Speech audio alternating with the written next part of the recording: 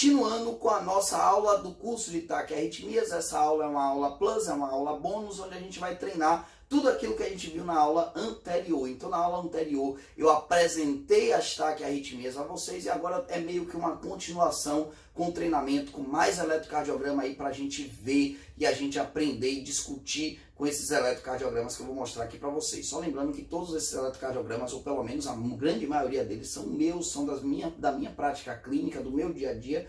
E é isso aí, esse já é o terceiro curso que a Abmed está dando de graça aí a vocês, sem cobrar nada por isso. Eu também não ganho nada por isso. Ou vocês acham que eu vivo de youtuber? Muito pelo contrário, não lucro nada com isso aqui. Então eu estou aqui pedindo a vocês apenas o apoio de inscrição no canal, comentários aqui embaixo, likezinho no vídeo, que é para eu sentir que vocês estão gostando, eu sentir que isso que eu estou fazendo é importante para vocês, porque eu já domino esse conteúdo, então eu não preciso estar treinando isso, fazendo isso em forma de videoaula, etc. Então estou fazendo mais para vocês mesmo. Então eu espero que vocês gostem do conteúdo, eu espero que vocês estejam aprendendo com o conteúdo e vocês têm que me dar um feedback disso aí, ou seja em forma de comentário, seja dando like no vídeo. Então vamos lá, vem aqui para a aula então para ver o que é que vocês vão achar dessa segunda parte aí da segunda aula, que nada mais é do que uma continuação da primeira. Vem comigo! Então tá aí na aula de hoje, a aula número 2 do curso de TAC Arritmias, alcançados os 250 inscritos. Nós estamos já na aula número 2 do nosso curso de TAC Arritmias e nessa aula nós vamos reforçar, revisar e treinar o que nós aprendemos na aula anterior, né? São aquelas 4 perguntinhas básicas para laudar os principais tipos de taquicardia. Quais são as 4 perguntas básicas? Se a frequência cardíaca é maior do que 100, se o QRS é largo ou estreito, e eu falei que tudo que era largo era ventricular, e tudo que era estreito era supraventricular, se o RR é regular ou irregular e se a onda P é fácil ou não de ver no eletrocardiograma. Respondendo essas 4 perguntas, você consegue identificar facilmente qual taquiarritmia está diante de você, se é só um ataque sinusal, e isso nem é considerado taquiarritmia, ou se isso é uma taquicardia supraventricular, uma taquicardia ventricular, ou um flutter, ou uma fibrilação atrial. Então você consegue facilmente identificar uma dessas 4 aí, uma dessas 5, perdão, que eu acabei de dizer. Então vamos lá, agora nós vamos para mais um eletro. Nós temos esse eletro aqui diante de nós. Esse eletro, então, a primeira coisa que eu vou perguntar é se a frequência cardíaca está maior do que 100. Essa resposta está literalmente na nossa cara, porque ela está bem aqui, onde eu circulei de preto. A frequência cardíaca do paciente de 204, uma frequência cardíaca bem alta. A próxima pergunta é se o QRS é estreito ou largo. Então nós estamos aqui, ó, com o QRS estreito. Eu posso mostrar aí para vocês que o QRS está bem agulhado, bem afinado, né? Tá parecendo um alfinete, então tá estreito, o QRS é estreito. A terceira pergunta que eu faço é se a onda P é fácil de ver, e meus amigos, a onda P não está fácil de ver nesse eletro, eu não consigo ver onda P, só lembrando que isso aqui é onda T, onda T, onda T, isso não é onda P, portanto onda P de difícil visualização no eletro, e por fim eu vou para o intervalo RR, então os intervalos RRs aqui, ó, que são regulares, os mesmos intervalos, vejam você, ó, que são as mesmas, a mesma distância entre dois QRS em todos os QRS, então entre todos os QRS eu tenho sempre a mesma distância. Qual é a patologia, então, que tem frequência cardíaca maior do que 100, QRS estreito, ausência ou dificuldade de visualização de onda P, intervalos RR regulares? Eu estou diante, portanto, da taquicardia supraventricular. Isso é um ataque supra, então tá aí, taquicardia supraventricular para vocês. Próximo eletro que nós vamos dar uma olhada, nós vamos pegar primeiramente, então, calcular a frequência cardíaca dele, já que nesse eletro, dessa vez, ele me dá aqui um número que quase eu não estou vendo, mas eu sei que tá maior do que 100, mas eu preciso pegar a frequência cardíaca na menor distância entre os QRS, e a menor distância entre dois QRS é essa daqui, onde eu tenho um QRS começando num quadradão e outro terminando em outro, e entre esses dois eu tenho 2 quadrados grandes, cada quadrado grande tem 5 pequenos, 2 grandes tem 10 pequenos, pego 1.500, divido por 10, eu vou ter uma frequência cardíaca aqui de 150 batimentos por minuto, uma frequência cardíaca bem alta, aqui pegando o menor eixo entre dois QRS, que seria esse eixo aqui. Agora eu pergunto se o QRS é largo ou estreito, e esse QRS parece uma agulha, gente, ele é estreito, olha para aqui como ele está bem estreitinho. A terceira pergunta, se a onda P é fácil de ver, ela não é fácil de ver. Ah, Murilo, eu acho que isso aqui é onda P. Tá, aqui você pode até dizer que viu, mas aqui não tem, aqui não tem, aqui onde eu estou apontando com a seta não tem, aqui também não. Então, assim, a onda P é difícil de visualizar, não é fácil, não é aquele elétrico que você bate o olho e pá, veja a onda P, não é assim que funciona.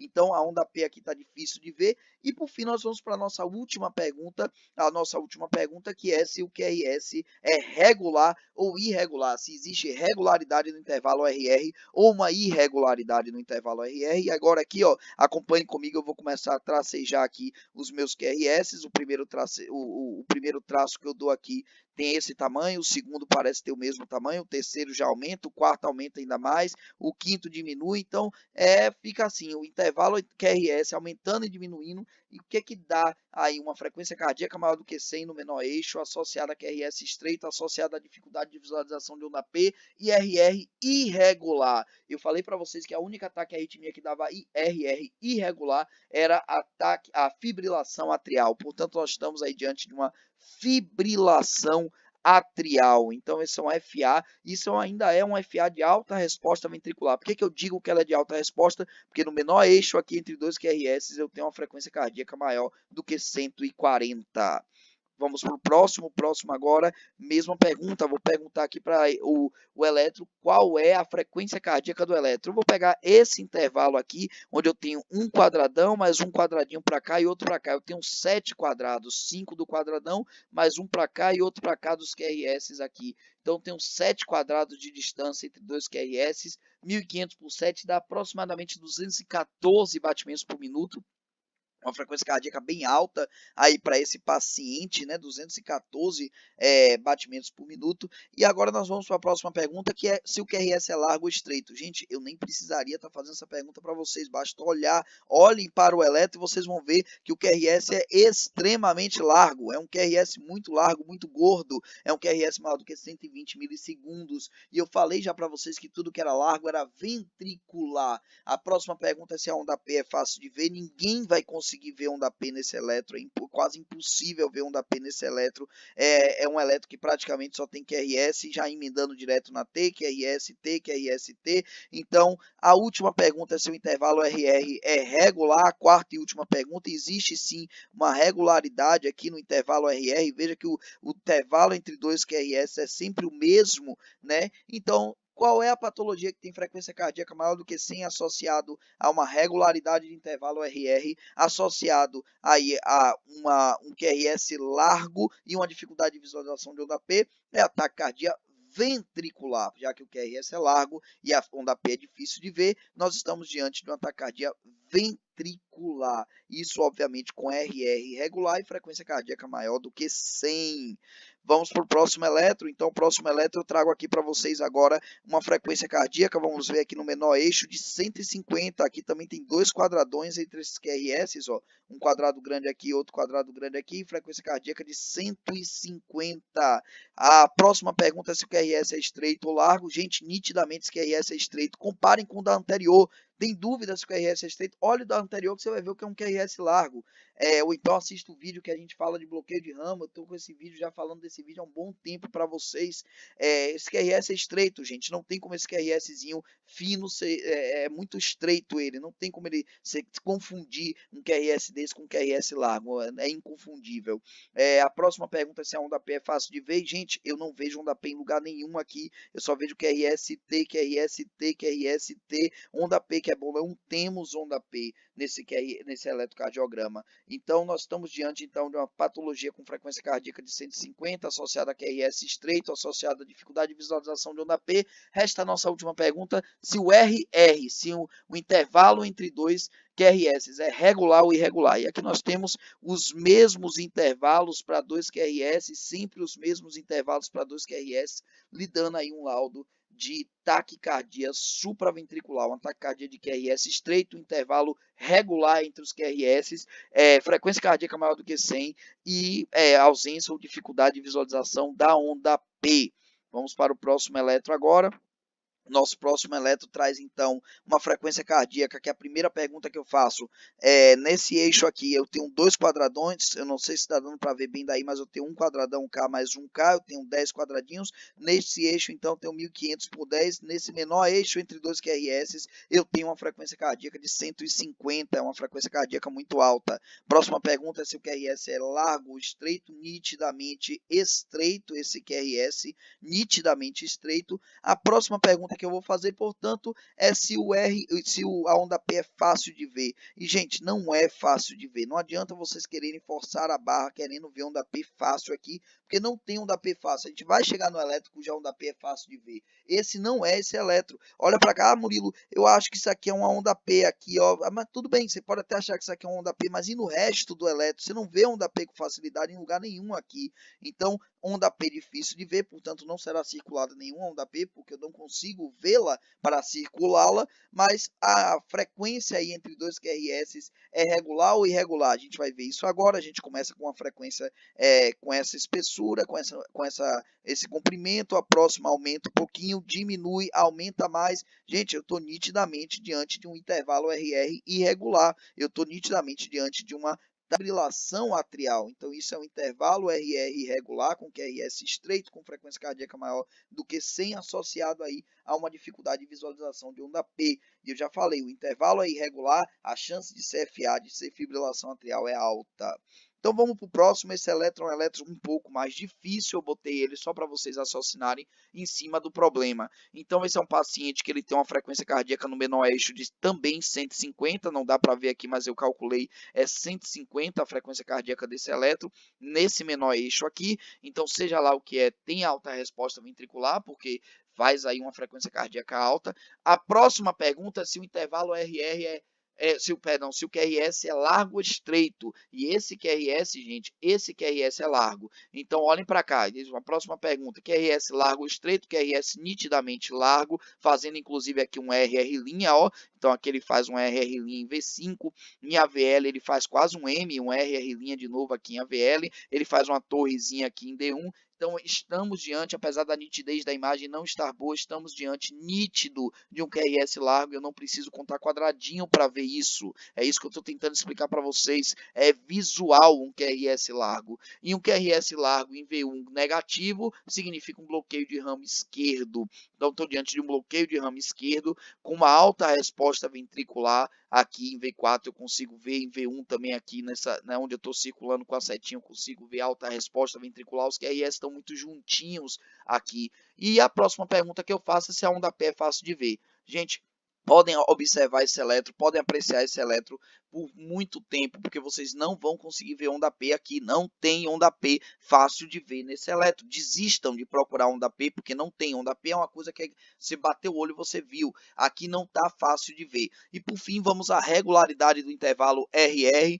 Então aqui nós temos aqui, ó, a regularidade. Aqui você tem um intervalo curto, aqui você aumenta ainda mais o intervalo. Então isso é um RR irregular, associada aí a uma ausência ou dificuldade de visualização de onda P, associada a um QRS largo. Isso aí eu estou diante de uma fibrilação atrial, sim, uma fibrilação atrial com BRE, com bloqueio de ramo esquerdo. Isso inclusive tem maior mortalidade na prática clínica. É um sinal de pior prognóstico com FA acompanhada de um BRE. Murilo, mas você disse que FA podia ser de QRS, só pode ser de QRS estreito. Errado, eu disse que a FA na maioria das vezes era de QRS estreito, porém poderia vir de QRS largo quando acompanhado de um bloqueio de ramo. Então tá aí uma FA com BRE para vocês. Então vamos lá, o próximo eletro é esse aqui. Eu pergunto qual a frequência cardíaca básica desse eletro, né? Vamos ver aqui mais ou menos qual a frequência cardíaca. Eu tenho aqui uma frequência cardíaca com um quadradão, vocês veem bem aqui na imagem, um quadradão, 2 quadradões e mais 1 milímetrozinho aqui. Então tem 11 quadrados pequenos na distância entre esses dois QRS. 1.500 dividido por 11 dá 136 batimentos por minuto. Então estou diante de um ataque cardíaco. A próxima pergunta é se o QRS é largo ou estreito, e esse QRS é nitidamente estreito, então dá para ver bem que é um QRS estreitozinho, um QRS afilado, um QRS agulhado. A próxima pergunta é se a onda P é fácil ou não de ver. Aqui, diferente de todos os outros que eu mostrei até agora, a onda P salta aos meus olhos. Então, olhem para cá, onda P, onda P, onda P. Então, vejo a onda P em todos os lugares aqui. Aqui eu delimito bem que isso é um QRS, isso é uma onda T, isso é uma onda P. QRS, onda T, onda P. Então, aqui dá para delimitar bem a onda P. E, por fim, o intervalo RR aí regular entre todos os QRS deste eletrocardiograma, fazendo assim com que eu esteja diante de uma taquicardia sinusal. Foi a única forma de taquicardia que eu ensinei a vocês que tinha onda P, então taque sinusal. O próximo eletro, vamos lá, é um eletro que a gente vai dar uma olhada aqui e vocês vão perceber nitidamente. A primeira coisa que eu percebo nesse eletro, gente, de fato, é que o QRS está muito distante um do outro e eu não tenho como ter uma taquicardia ventricular com QRS tão distante assim. Muito pelo contrário, a frequência cardíaca desse paciente, eu calculei, tá batendo, se vocês quiserem, até dá para calcular também, a imagem não tá tão ruim assim, dá para vocês limitar os quadradões e dividirem 1.500 por eles, pela quantidade de quadradinhos depois, tá em 26 batimentos por minuto. Daqui até aqui, ó, desse QRS aqui de D3 até esse QRS aqui, eu tenho 26 batimentos por minuto. Então, tenho 11, 1, 2, 3, 4, 11 quadrados grandes, 1.500 dividido por 55, já que cada quadrado grande tem 5 quadrados pequenos. Então, tenho aqui uma frequência cardíaca muito baixa, uma bradicardia muito grande, 26 batimentos, mas não quer dizer que o átrio não possa estar taquicárdico. Então, a próxima pergunta é se o QRS é estreito ou largo. Esse QRS está um pouquinho largo, sim, então tem não é um QRS 100% estreito, né? É um QRS que está um pouco mais largo. Eu acredito que possa ter um bloqueio de ramo aí associado a esse paciente, mas isso vai realmente piorar a situação dele, mas não vai interferir no diagnóstico final da nossa taquiarritmia, porque vocês vão ver agora, quando nós perguntarmos se tem onda P, vocês não vão ver onda P, mas no lugar delas vocês vão ver uma onda serrilhada, parecendo um dente de serra. Vocês veem 1, 2, 3, 4 ondas dessa para cada QRS, né? Então a onda F, né? Uma onda F ou onda serrilhada. Murilo, isso aqui não é onda F, isso aqui é uma onda T, uma onda de repolarização ventricular. Então a gente tem aqui, estamos diante, na verdade, 4 ondas Fs aqui, né? 4 ondas Fs, e essas 4 ondas Fs, o que a gente vai ver agora é se o intervalo RR é regular ou não. E quando a gente vê aqui esse tamanho de intervalo RR com esse tamanho, pode parecer até que está normal esses dois intervalos, mas eu coloquei essa seta daqui dentre esses dois justamente de preto para comparar com a de verde para você ver se está normal ou não. E aqui, ó, aqui eu tenho mais um intervalo que eu delimito aqui, mas quando eu coloco aqui essa mesma reta aqui negra, né, essa mesma linha negra, embaixo da linha verde, olha só o que acontece, ó, você percebe nitidamente que a linha verde é um pouco maior do que a linha em preto. Então, o que é que nós temos aqui? Nós temos aqui um flutter, sem sombra de dúvidas, eu tenho linha F de flutter associada a um bloqueio de ramo, que o V1 não está dando para esclarecer bem se é direito ou esquerdo, mas parece ser um bloqueio de ramo esquerdo, e associado a isso nós temos aí uma irregularidade de intervalo RR. Isso fala a favor de uma FA, de uma fibrilação atrial com flutter e bloqueio de ramo. Então tem esse eletro tem essas 3 patologias juntas. Murilo, é comum FA com flutter? Nós vamos ver quando nós falarmos especificamente do FA e do flutter, que é muito comum, os dois andam de mãos dadas, os dois andam juntos, FA e flutter, inclusive um ritmo podendo, uma hora gerar um ritmo, outra hora partir para outro ritmo, então uma hora um eletro está em FA, outra hora está em flutter, inclusive podendo estar os dois juntos ao mesmo tempo, como é este caso. Isto é um FA óbvio de baixa resposta, de baixíssima resposta ventricular.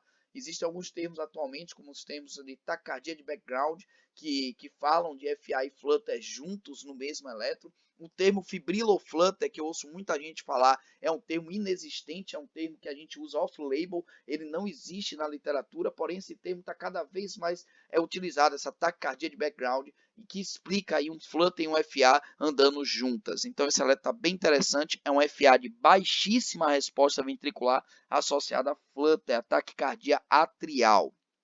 o próximo eletro, e esse também é um eletro bem interessante, eu coloquei aqui porque gerou muitas dúvidas. Primeira pergunta que eu vou fazer para ele é se a frequência cardíaca dele é alta, e aqui eu tenho dois quadradões, exatamente dois quadradões entre esses intervalos R, esse R é daqui e esse outro R daqui, eu tenho 150 batimentos, né? Cada quadradão tem 5 quadradinhos, dois quadradões, 10 quadradinhos, 1500 por 10, 150 batimentos por minuto. Agora eu vou para a minha próxima pergunta, se é o QRS é largo ou estreito. Gente, é nítido demais que esse QRS é largo, mas salta aos seus olhos que esse QRS é largo. Então é um QRS largo, é um QRS com frequência, um eletrocardiograma com frequência cardíaca alta. E agora nós perguntamos se a onda P é fácil de ver, e eu também dou uma passada de olho rápido e vejo que só tem onda QRST, eu não vejo onda P aqui, mas a próxima pergunta que vai ser definidora para a gente ver o que é isso aí, que é a regularidade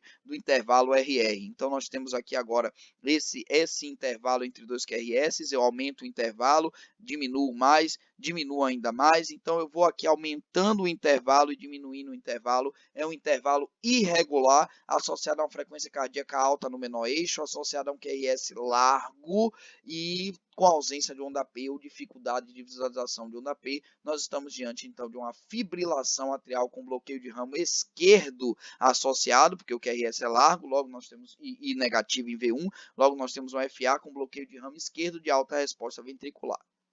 E aí, gostaram da segunda aula? Aprenderam, reforçaram o que a gente já havia comentado na primeira aula? A ideia aqui é fazer um reforço, a ideia é que você assista esse vídeo com calma, com tranquilidade. A gente lançou esse vídeo na Semana Santa, justamente que é um feriado, para você ter tempo de assistir esse vídeo. Esse vídeo não adianta ouvir, tem que sentar, abrir a tela do computador, analisar direitinho, prestar atenção no que eu estou falando, ver as imagens do eletrocardiograma, tentar aí conectar a imagem e o que eu estou mostrando ali com o que eu vou falando, que eu falei na aula anterior. Então esse vídeo aí é preciso que você tenha atenção, é preciso que você sente realmente na frente do computador, ou coloque ele no HDMI na televisão, projete ele para você visualizar melhor. Então a ideia é você fazer um cinema da medicina em sua casa aqui com a Abimed, tá bom? Então se você gostou desse vídeo, vocês ficaram até o final, deixa seu like, compartilha o vídeo, eu agradeço pra caramba a ajuda e o apoio de vocês, e vamos seguindo, a gente está